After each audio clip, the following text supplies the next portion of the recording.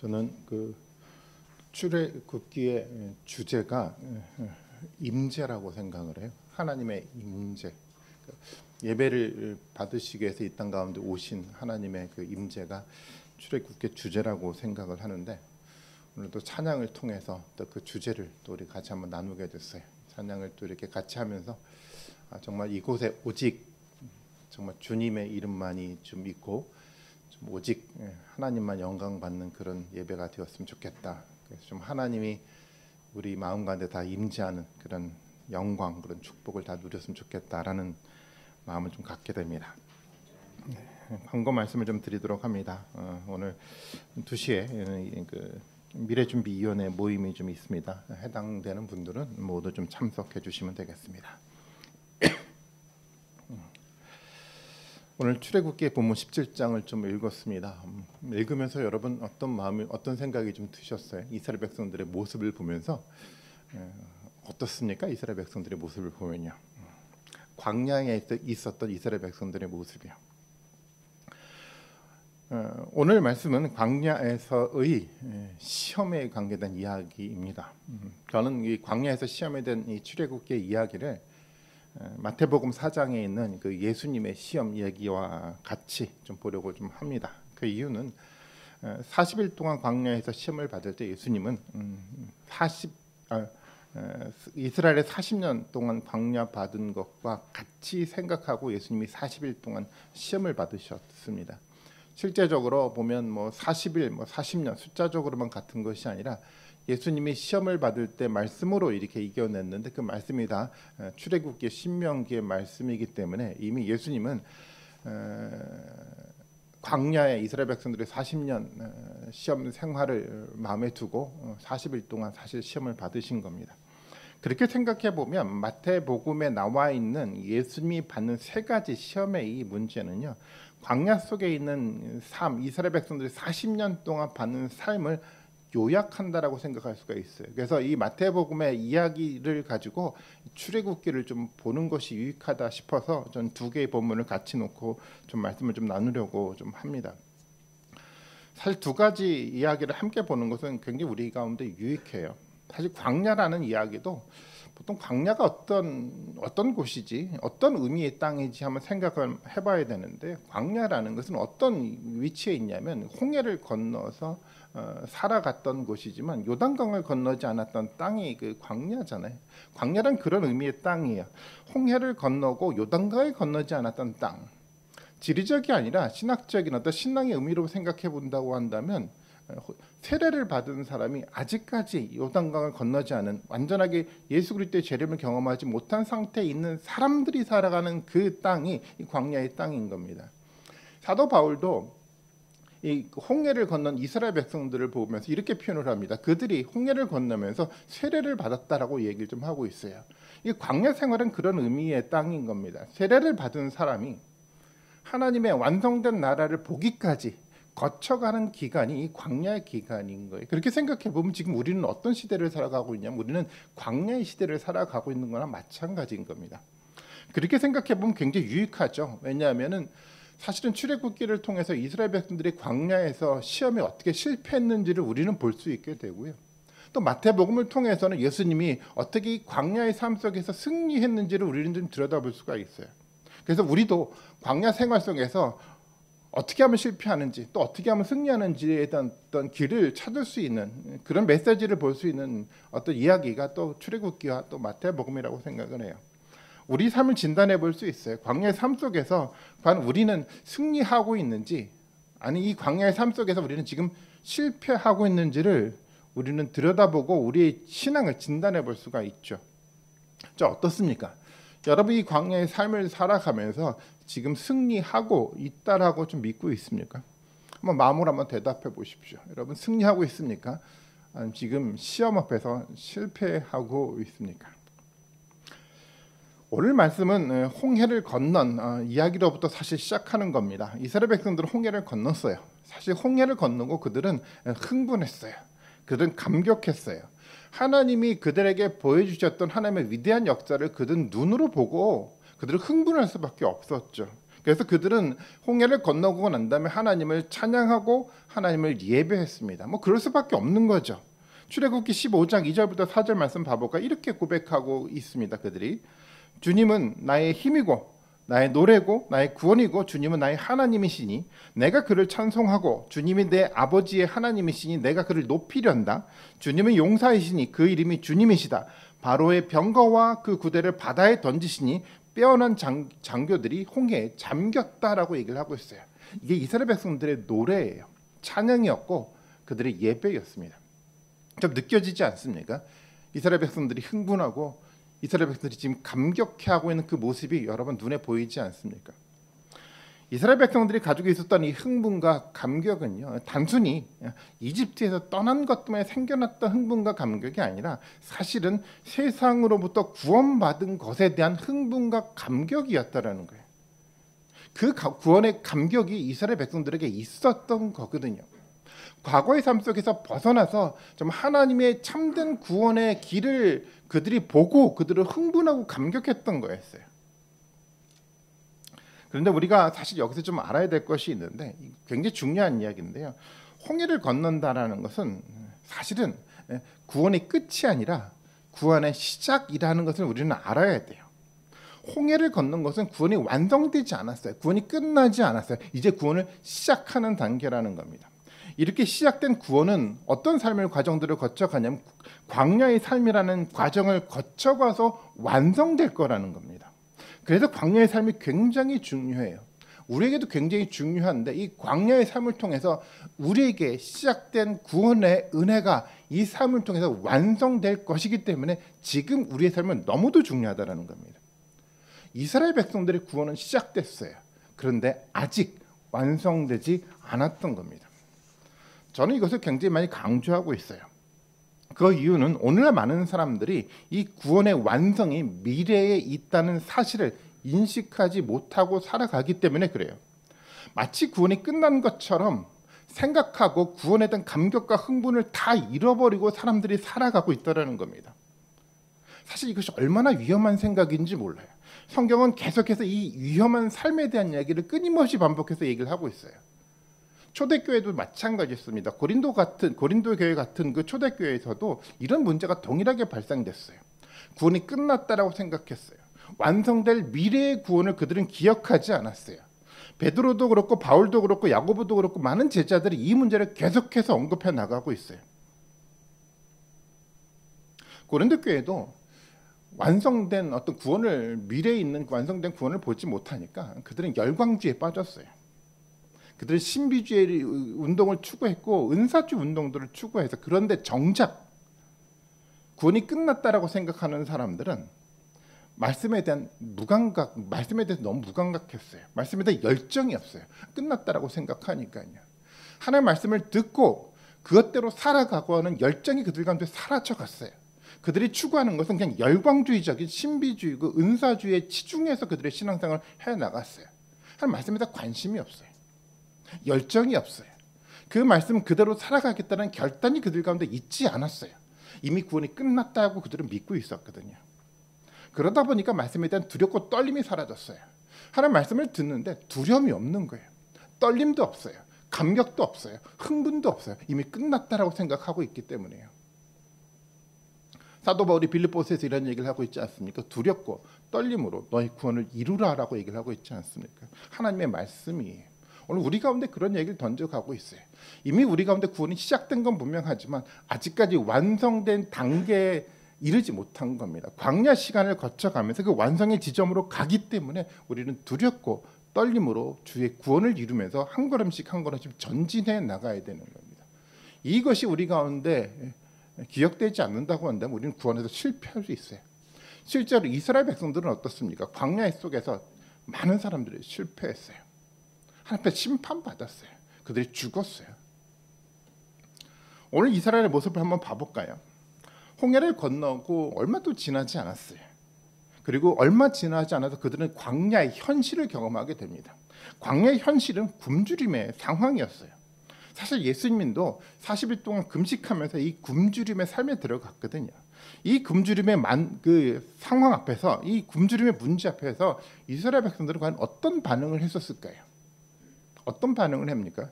그들의 반응은 불평이었습니다. 불평. 출애굽기 16장 3절 말씀 봐볼까? 이렇게 얘기를 합니다. 이스라엘 자손이 그들에게 항의하였다. 차라리 우리가 이집트 땅 거기 고기 가마 곁에 앉아 배불리 음식을 먹던 그때 누가 우리를 주님의 손에 넘겨주어서 죽게 했더라면 더 좋을 뻔했습니다. 그런데 당신들은 지금 우리를 이 광야로 끌고 나와서 이 모든 회중을 다 굶어 죽게 하고 있습니다. 라고 하며 모세와 아론을 원망했어요. 사실 모세와 아론을 원망한 것이 아니라 하나님을 원망하는 겁니다. 이스라엘 백성들은 홍해를 건너며 가졌던 흥분과 감격을 지금 다 잃어버렸어요. 구원의 감격이 그들 가운데 있지 않았어요. 사람들이 이 굶주림의 문제 앞에서 하나님의 관계된 모든 것을 다 잃어버린 거예요. 하나님의 말씀도 잃어버렸고 하나님의 교회도 잃어버렸고 하나님에 대한 신앙도 다 잃어버렸어요. 어떻게 이렇게 불평을 할 수 있을까요? 이해가 되지 않아요. 그런데 생각해 보니까 이 불평이 이해가 되더라고요. 왜 그러냐면 우리도 동일한 불평을 하고 있거든요. 우리도 다르지 않아요. 불평은 두 가지 이유에서 생겨나더라고요. 첫 번째는 뭐냐면 과거에 대해서 왜곡된 지식을 갖고 있어서 이 불평이 생겨나더라고요. 오늘 본문의 이야기를 한번 볼까요? 이스라엘 백성들이 이렇게 얘기를 해요. 그들이 이집트에 있을 때 고기 가마 곁에서 고기를 배불리 먹었다라고 그들은 생각하고 있어요. 아니, 그들이 무슨 고기를 배불리 먹었어요? 그들은 노예로 살았어요. 고통 속에서 살았어요. 그런데 그들이 이 고통의 삶 속에서 고기를 배불리 먹을 수 없었는데도 불구하고 그들은 자신이 가지고 있는 지식을 왜곡해서 이것을 바라보기 시작을 했어요. 원래 불평이라는 건 그렇게 생겨납니다. 정확한 사실에 근거해서 불평이 생겨나지 않아요. 불평은요, 과거를 감추고 과거를 부풀리고 그리고 과거를 왜곡해서 그 왜곡된 이야기를 자기 기억으로 만들어가고 그 왜곡된 기억에 근거해서 역사를 평가하면서 불평이 생겨나기 시작을 해요. 과거에서 나왔는데 그들의 왜곡된 지식 때문에 그들은 다시 애굽으로 이집트로 돌아가고자 하는 불평이 그들 마음 가운데 생겨나기 시작을 했다는 겁니다. 그리고 둘째로 이 불평은 현재의 삶 속에서 하나님이 이루는 구원을 경험하지 못하기 때문에 불평이 생겨나는 겁니다. 하나님의 구원이 현재 어떻게 일어나가고 있는지를 보지 못해요. 구원이 끝났다라고 생각하는 사람들은 이 구원의 감격이 아득하게 멀게 느껴질 수밖에 없어요. 사람들이 이렇게 생각하죠. 나도 과거에 한때는 구원에 대해서 감격해 했었지라고만 생각해요. 현재 이루어져 가고 있는 하나님의 구원을 목도하지 못하니까 이 구원에 대한 흥분이 사라져갔어요. 감격이 사라져간 거예요. 현재 하나님이 만드는 이 구원의 역사를 실제적으로 보지 못하기 때문에 자꾸만 과거로 돌아가고 싶은 거예요. 그들은 그렇게 생각을 하죠. 내가 왜 광야로 나왔지? 내가 왜 과거 속에 있다가 왜 지금 이 광야로 나와서 이렇게 고생을 할까라고 생각하면서 그들의 마음속에 불평이 생겨나는 거예요. 현재 광야 속에서 하나님이 이루시는 그 뜻을 발견하지 못했어요. 광야를 통해서 하나님의 구원을 완성하고자 하는 하나님의 위대한 원대한 하나님의 계획을 발견하지 못하니까 하나님의 구원 계획을 보지 못하니까 자꾸만 마음속에 불평이 생겨나는 겁니다. 불평은 원래 이렇게 생겨나게 돼 있어요. 불평은요, 과거에 있던 왜곡된 기억과 현재의 삶 속에서 하나님의 계획을 발견하지 못하기 때문에 불평이 생겨나는 겁니다. 우리의 불평도 다르지 않아요. 우리에게 어떤 불평이 있다고 한다면 이유는 동일해요. 여러 가지 많은 이유를 찾을 수 있을지 모르겠지만 두 가지예요. 왜곡된 지식과요, 현재 이루어져 가고 있는 하나님의 원대한 계획을 발견하지 못해서 생겨나는 것이 사실은 불평인 겁니다. 구원의 감격이 사라져갔어요. 예수 그리스도의 십자가의 은혜를 생각해 보니까 마음속에서 너무도 아득하게 그 은혜가 멀어져 갔어요. 하나님이 이끄시는 역사를 보지 못했어요. 그러다 보니까 과거가 왜곡되게 우리 가운데 보여져 가는 거예요. 과거 그때가 좋았지. 그때 신앙이 좋았지. 뭐가 좋습니까? 그러면서 마음속에 뭐가 자리를 잡아갑니까? 불평이 자리를 잡아가요. 사람들에 대해 불평하는 것 같습니까? 아니요. 궁극적으로 누구에게 불평하는 거냐면 하나님에 대한 불평인 겁니다. 이렇게 이스라엘 백성들이 불평을 할 때 이스라엘 백성들은 시험을 받게 돼요. 어떤 시험을 그들이 받습니까? 출애굽기 16장 4절의 말씀을 한번 보겠습니다. 이렇게 얘기를 해요. 주님께서 모세에게 말씀하셨다. 너희가 먹을 것을 하늘에서 비처럼 내려줄 터인데 백성이 날마다 나가서 그날 먹을 만큼 거두어 드리게 하여라. 이렇게 하여 그들이 나의 지시를 따르는지 따르지 않는지 시험하여 보겠다라고 말씀하시고 계세요. 아시는 것처럼 이것은 만나를 내려주는 사건을 이야기하고 있는 건데요. 하나님 만나를 내려주셨어요. 그리고 이스라엘을 시험하고 있어요.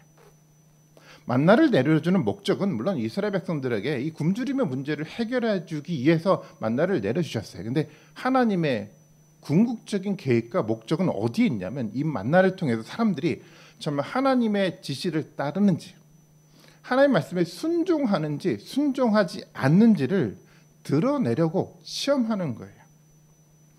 만나는요. 하루 분량만 가질 수가 있었어요. 더 가지면 안 됐습니다. 그리고 6번째 날은 안식일을 준비하기 위해서 이틀치의 만나를 수여할 수 있게 되었습니다. 이것이 하나님의 말씀이었어요. 하나님의 시험은 굶주림에 있는 사람들이 먹을 것을 의지하는지 아니면 하나님의 말씀을 의지하는지를 드러내려고 했던 것에 있어요. 사실 굶주림의 상황 속에서 먹을 것이 얼마나 큰 문제이겠습니까? 그 상황 속에서 자신의 생각이 아니라 하나님의 말씀을 묵상하고 그 말씀에 순종해야 됐었어요. 이것이 하나님의 말씀이었어요. 굶주림의 상황이 있다고 하더라도 하나님의 말씀을 따를 수 있는 그 믿음의 태도가 이스라엘 백성들에게 필요했어요. 근데 이스라엘과는 어땠습니까? 이스라엘 사람들은요. 만나를 거두고 났는데 다음날까지 남겨두지 말아야 되는데 다음날 위해서 남겨두었어요. 이스라엘 백성들은 남겨뒀어요. 이스라엘 백성들은 자꾸만 집안에 이 먹을 것을 소유하기 시작을 했어요. 어떻게 생각해 보면 하나님의 이 말씀, 하나님이 우리에게 지시한 그 이야기보다 자신이 가지고 있는 생각이 더 합리적 판단이라고 그들은 생각했었던 것 같아요. 남겨서 다음을 준비하자라는 그들의 합리적 판단이 그들 가운데 있었다라는 겁니다. 사실 남는 것이 있어야지 안심이 되지 않습니까? 남는 것이 없으면 불안해요. 우리도 그렇지 않습니까? 뭔가 굶주림의 상황 속에서 무엇인가 있어야지, 뭔가 먹을 것이 있어야지 마음이 평안이 생겨나지, 아무것도 존재하지 않으면 평안이 생겨나지 않아요. 근데 이것이 무엇을 의미하는지 아십니까? 이것은요, 그 사람이 뭐를 의지하고 있다라는 겁니까? 먹을 것을 의지하고 있다라는 증거예요. 굶주림의 상황 속에서 하나님을 의지하기보다도 내면 가장 깊은 곳 속에서는 사실은 누구를 의지하냐면 사실은 먹을 것을 의지했던 거였어요. 그들이 하나님을 말하고 하나님을 찬양하고 하나님을 예배하고 있었지만 실제적으로는 마음 깊은 곳 속에서는 하나님을 의지하는 것이 아니라 먹을 것을 의지했어요. 먹을 것을 살 수 있는 돈을 그들이 의지했다라는 겁니다. 이것이 이스라엘 백성들의 모습이었어요. 하나님의 구원을 경험했던 그들이요. 그런데 그들이 지금 내면 가장 깊숙한 곳 속에서는 하나님을 의지하고 광야를 살아갔던 것이 아니라 사실은 먹을 것과 먹을 것을 살 수 있는 돈을 의지하고 그들이 광야 생활을 했던 거였습니다. 교회를 떠난 사람들이 있는데요. 교회를 떠난 사람들과 이야기를 해보면 이런 얘기를 해요. 아니 왜 교회를 왜 떠났습니까? 라고 물어보면 대부분 사람들이 이렇게 답변을 해요. 아 먹고 사는 것이 너무 바빠서요. 교회를 다닐 수가 없어요. 라고 답변을 해요. 사람들이 그래요. 뭔가 남겨진 것이요. 무엇인가 내 안에 있어야 되지만 그것에 근거해서 신앙생활을 할 수 있다라고 생각하고 있는 거예요. 하나님을 의지하고 하나님 때문에 신앙생활을 해나가는 것이 아니라 그래도 뭔가 물질이 뭔가 있어야죠. 뭔가 복이 있어야 되죠. 무엇인가 있어야지 그것에 의지해서 신앙생활을 해나갈 수 있다고 그들이 생각하고 있는 겁니다. 하나님을 의지하지 않는 겁니다. 먹을 것을 그들은 의지하고 있었어요. 굶주림 앞에서 사람들은 자신의 마음 그대로가 다 드러나지 않습니까? 정말 그 마음 깊숙한 곳 속에서 먹을 것을 의지하는지 하나님은 하나님의 말씀을 듣고 하나님을 의지하는지를 다 드러내게 돼 있어요. 어떻습니까? 우리는 누구를 의지하고 있습니까? 우리도 내면 가장 깊숙한 곳 속에서는 정말 이 먹을 것과 이 돈을 의지하고 있습니까? 아니면 정말 철저하게 굶주림 앞에서도 하나님을 의지하고 이 문제를 해결하려고 여러분 노력하고 있습니까? 예수님은 어땠을까요? 마태복음 4장 4절의 말씀인데요. 같이 한번 읽어볼까요? 같이 한번 읽어봅니다. 시작.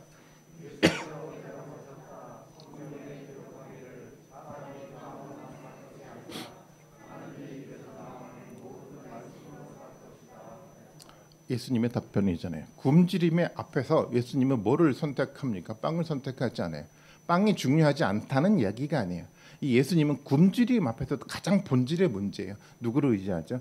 하나님의 말씀을 의지하고 그의 삶을 살아가고 있다는 겁니다. 사람들은 굶주림 앞에서 두려워하기 시작을 해요. 우리 가운데 생겨난 이 한계의 문제 때문에 사람들은 두려워하기 시작을 해요. 이 두려움 속에서 우리는 하나님을 의지할 수 있는 믿음의 태도가 그 무엇보다도 중요한 겁니다. 굶주림 앞에서 두려워하면서 하나님은 우리에게 주셨던 말씀이요. 두려움 앞에서 하나님이 주신 우리에게 그 꿈을 이뤄서는 안 된다는 겁니다. 그렇게 어려울 때일수록 우리는 하나님의 말씀을 붙들어야 되고 말씀을 통해서 우리에게 약속하신 꿈을 기억하고 살아가야 되는 겁니다.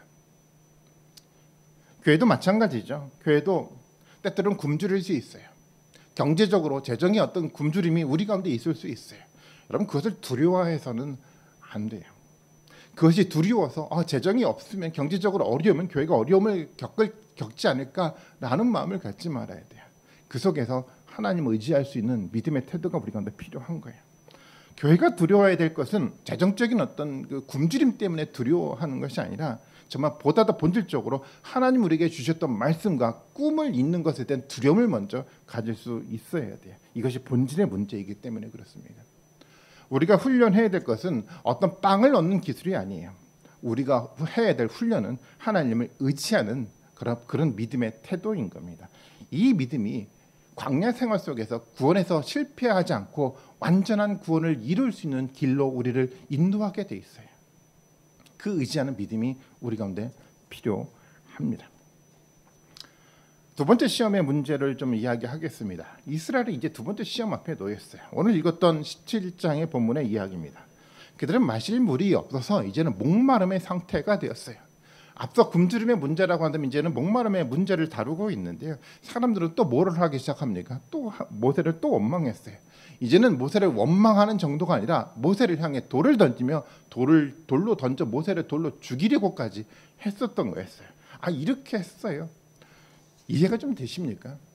모세를 통해서 주었던 하나님의 모든 은혜를 다 망각하고 이제는 모세를 돌로 쳐 죽일 계획을 이스라엘 백성들이 가졌던 거였어요. 이런 원명과 불평이 가득해서 어떤 이스라엘 백성들의 모습이 만들어지고 있었어요. 여기서 우리가 주목해야 될 이야기가 있는데 저는 7절의 말씀이라고 생각해요. 이 시험의 가장 중요한 이야기예요. 7절의 말씀 봐볼까요? 이렇게 얘기를 합니다. 이스라엘 자손이 거기에서 주님께 대들었다고 해서 사람들은 그곳의 이름을 무리바라고 했는데 또 거기에서 주님께서 우리 가운데 계시는가 안 계시는가 하면서 주님을 시험했다고 해서 그곳의 이름을 마사라고도 한다라고 얘기를 하고 있어요. 이야기의 주제가 여기 있습니다. 이 목마름의 어떤 문제 속에서 하나님이 던지는 이야기는 뭐냐면 사람들이 우리 가운데 하나님이 계시는지 안 계시는지 하나님을 시험하고 있다라고 얘기를 좀 하고 있어요. 하나님이 계시는지 안 계시는지 계속 시험하고 있는 거예요. 도대체 이게 무슨 얘기죠? 마태복음 이야기를 보면 좀 더 구체적으로 좀 설명이 좀 되어 있습니다. 마태복음 4장 5절 6절 말씀 봐볼까요? 이렇게 얘기를 합니다. 그때 악마는 예수를 거룩한 도성으로 데리고 갔어요. 그리고 어디에 세웁니까? 성전 꼭대기에 세우고 말했습니다. 내가 만약 하나님의 아들이거든 여기서 뛰어내려 보려라. 성경에 기록하기를 하나님이 너를 위하여 자기 천사들에게 명하실 것이고 그리고 그들의 손으로 너를 받들어서 너희 발이 돌에 부딪히지 않게 할 것이다 하였다라고 얘기를 하고 있어요. 이야기가 사실 그림 언어죠. 예수님을 이 악마는요, 사탄은 성전 꼭대기 세웠어요. 성전 꼭대기 세운다라는 얘기는 어떤 얘기입니까? 하나님이 위에 사람을 세우려고 사단은 지금 계획을 좀 하고 있는 거예요. 하나님 위에 세우는 거예요. 하나님 위에 세워서 지금 누구를 시험하는 거죠? 하나님을 시험하는 거예요. 사단은요, 자꾸만 사람을 누구 위에 세우려고 하냐면 하나님 위에 세우려고 해요. 그래서 하나님의 말씀이 아니라 자신이 생각한 말씀을 궁극적인 어떤 목적과 어떤 목표를 세우고 사람들을 살아가게끔 사단은 만들어 가요. 하나님 말씀보다 사람의 말을 먼저 중요하게 생각하게 만들어 가요. 하나님은 우리를 향해 가졌던 목적이 아니라 사람이 세운 목적을 더 중요하게 세우려고 합니다. 그래서 사람들은요, 자기가 세운 목적을 위해서 살아가요. 하나님의 뜻이 무엇인지를 분별하기보다 먼저 우리가 받을 복이 무엇인가를 생각하고 사람들이 살아가게 돼 있어요. 하나님이 사람이 세운 목적에 그리고 나타나고 있는지 시험하고 있는 거예요. 이 이야기는 어떤 얘기냐면 사람들이 먼저 하나님을 위해서 자신의 목적을 세우고 자신의 길을 만들어 놓고 과연 하나님이 이것에 응답하는지 하나님을 사실 수단으로 생각하면서 하나님을 대하고 있다는 겁니다. 사실 이것이 우리에게 너무 익숙해서 이것이 하나님을 시험하는 것이라는 생각조차 하지 못하고 우리가 사실 살아왔어요. 하나님 우리를 세상에 보낸 목적이 도대체 뭔지를 먼저 생각하지 않았어요. 앞서 우리 권사님이 기도할 때도 그런 내용이 좀 있더라고요. 하나님 우리를 향한 뜻이 무엇인지를 생각하기보다도 우리가 받을 복을 먼저 고민하는 게 우리의 태도였었어요. 하나님 우리를 이곳 가운데 보내신 하나님의 목적이 도대체 뭘까요? 우리를 이곳 가운데 세우셨던 하나님의 목적이 뭘까요? 이 고민보다도 먼저 우리의 생각이 앞서가고 있다고 한다면 우리는 성전 꼭대기에 올라가려는 그 욕구가 우리 가운데 있다라는 증거입니다. 우리의 목적을 먼저 세우고 그것이 마치 이것이 하나님의 뜻인 양 생각하고 사람들은 왜곡해서 살아가고 있는 겁니다. 이것이 하나님을 시험하는 겁니다. 예수님은 성경의 말씀을 인용하면서 4장 7절에 이런 얘기를 하죠. 4장 7절의 이야기를 한번 같이 한번 읽어보겠습니다. 시작.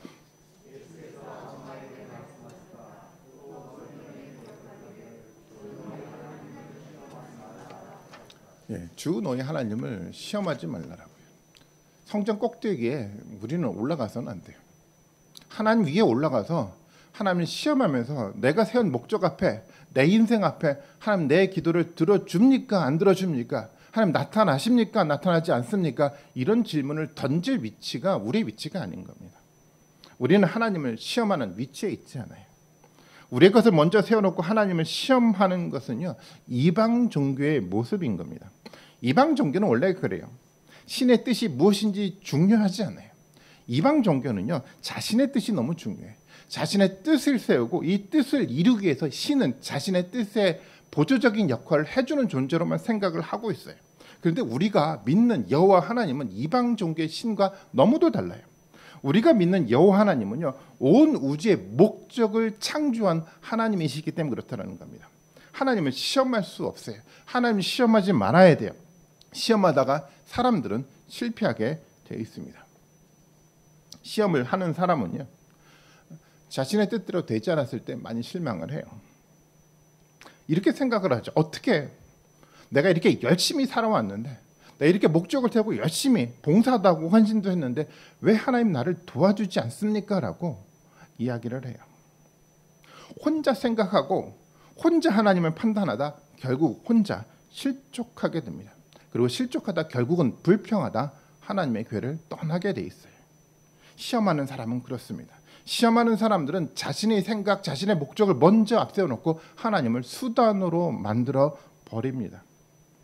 그러다 결국 하나님은 존재하지 않는다라고 선언하고 하나님 이 교회 가운데 역사하지 않는다라고 생각하고 결국은 교회를 떠나게 돼 있어요. 하나님을 시험하다 결국은 어디서 떠나냐면 구원의 길에서 떠나게 되는 겁니다. 시험하는 사람은요 생각대로 되지 않을 때 굉장히 혼돈스러워해요. 왜 내 생각대로 되지 않지? 왜 내 계획대로 되지 않지? 시험하는 사람들은 항상 이런 마음의 태도를 갖게 돼 있어요. 시험하지 않는 사람은요 정말 하나님을 온전하게 의지하고 믿는 사람들은 그렇지 않아요. 내 계획대로 되지 않는다고 하더라도 그것이 하나님의 뜻임을 믿고 순종할 수 있는 결단과 믿음을 가질 수 있는 사람들이 바로 시험하지 않는 사람들의 삶의 모습인 거예요. 여러분 우리는 어디에 지금 위치해 있습니까? 우리도 성전 꼭대기에 있습니까? 하나님의 생각과 하나님의 계획, 하나님의 목적보다도 내가 가진 생각과 내 계획과 내 목적이 더 위에 있어서 하나님을 수단으로 여기고 우리도 지금 살아가고 있습니까? 하나님을 시험하면서 내 계획 가운데 하나님 정말 나타나는지 안 나타나는지 오늘도 시험하면서 하나님께 도전하는 모습을 가지고 우리도 지금 살아가고 있습니까?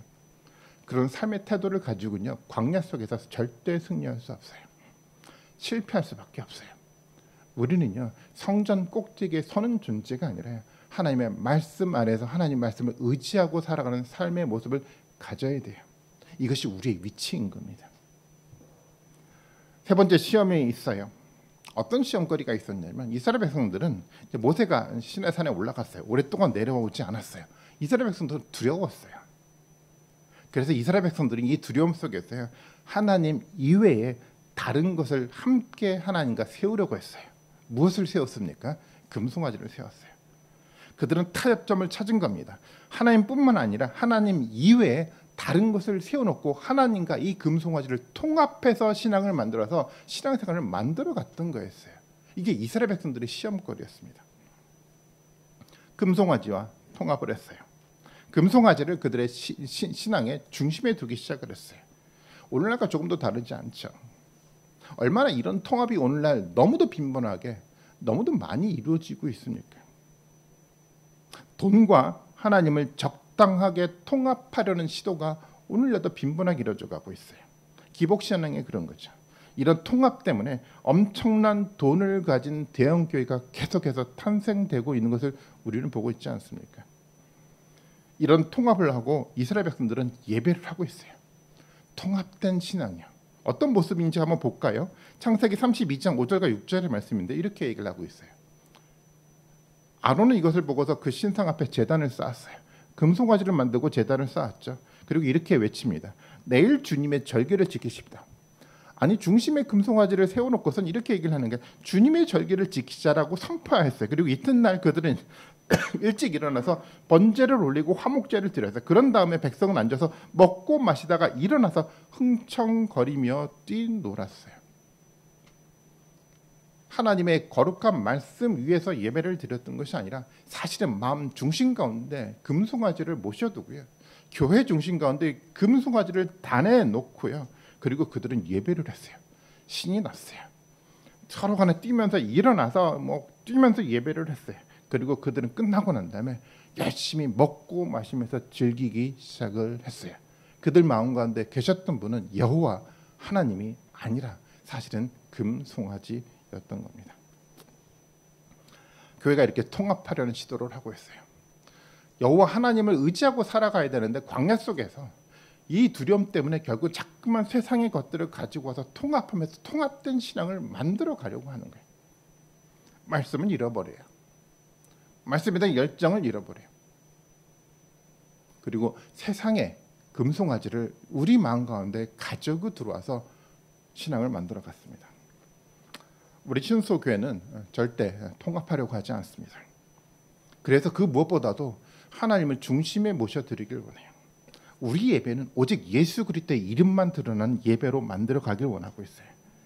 말씀을 중심에 세우기 위해서 우리는 끊임없이 하나님의 말씀 앞에 고민하고 묵상하고 그 기록된 그대로 행하려고 결단하려고 노력하고 있어요.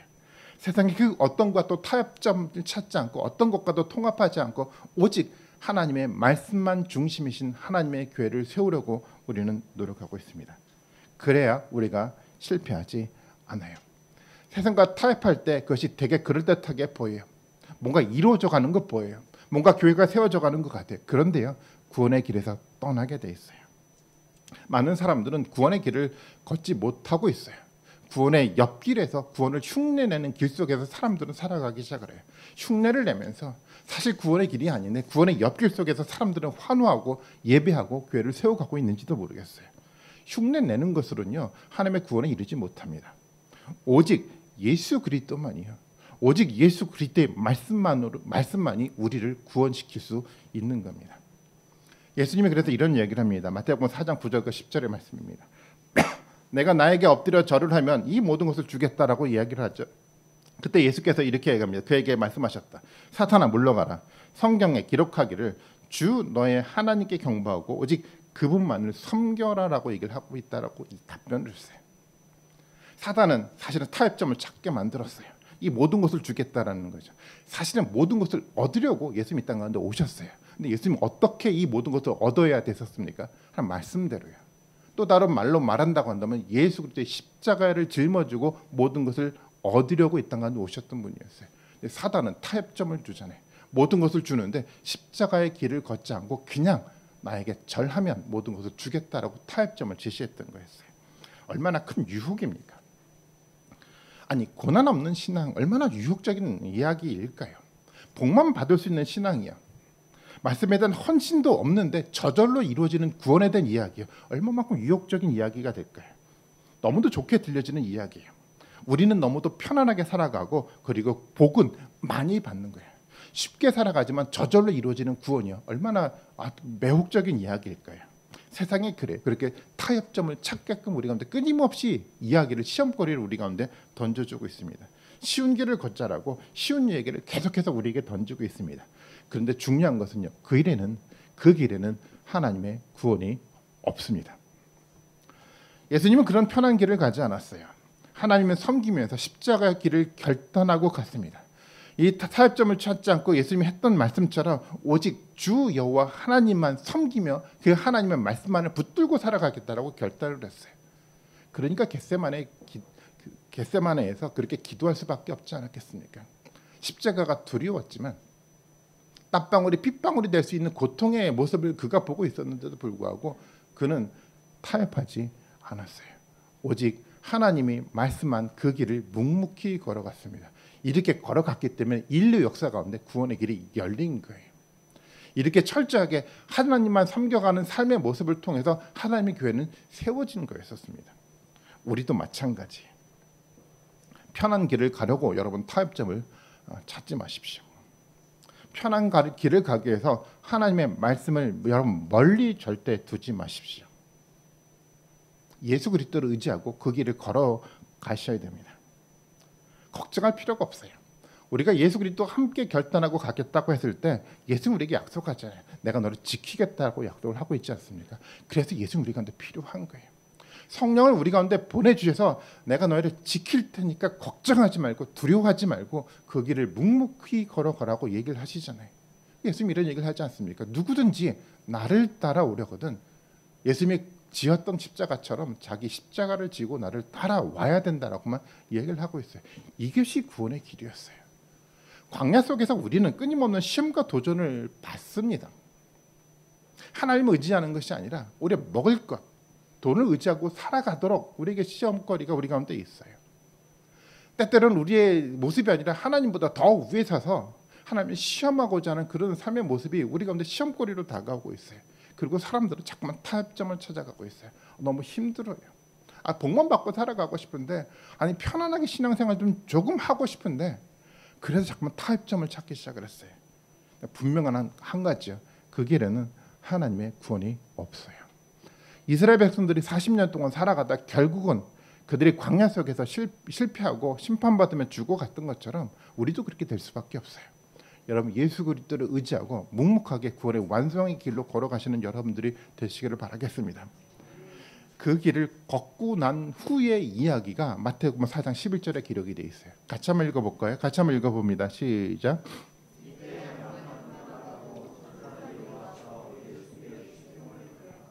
악마들은 떠나갔어요. 누가 왔습니까? 천사들이 왔어요. 천사들이 예수님을 보호하고 있어요. 시중을 들었어요. 이것이 신앙의 영광인 겁니다. 야곱이 베델에서 꾸었던 꿈의 내용이 바로 이것 아니겠습니까? 쉽지 않은 길이지만 그 시험거리 속에서 실패하지 않고 묵묵하게 말씀 붙들고 승리하며 나갈 때 우리는 하늘의 보좌에 앉는 천사도 흠모할 만한 그 위치에 앉는 그 영광의 주인이 될 수 있는 겁니다. 이것이 광야예요. 광야는 두렵죠. 광야는 고통스러울 수 있어요. 하지만 광야는요. 우리 가운데 영광이 무엇인지 보여줄 수 있는 그곳이 바로 광야인 겁니다. 우리는 바로 그것 가운데 놓여 있어요. 우리의 구원은 아직 끝나지 않았습니다. 광야에서 우리는 하나님의 구원을 기억하고 구원에 대한 감격을 마음속에서 끊임없이 떠올리면서 그 길을 완성시켜 나가야 됩니다. 여러분 걱정할 필요가 없어요. 왜 걱정할 필요가 없습니까? 예수 그리스도가 우리 안에 거하시기 때문에 그래요. 믿음으로 결단한다고 한다면 예수님이 우리를 지키실 거예요. 그래서 이 구원은 우리 가운데 확실하게 이루어져 갑니다. 우리의 의지와 우리의 노력으로 만들어진 것이 아니라 믿음으로 예수 그리스도와 한 몸을 이루기만 한다고 한다면 우리는 절대 실패하지 않아요. 여러분 매순간 예수 그리스도를 여러분 기억하십시오. 매순간 예수 그리스도를 통해서 만들어갔던 이 구원의 위대한 영광을 발견하며 살아가시는 여러분들이 되시기를 바라겠습니다. 그래야 우리는 실패하지 않아요. 그래야 우리는 하나님의 위대한 영광 가운데 거할 수 있는 정말 축복을 경험할 수가 있습니다.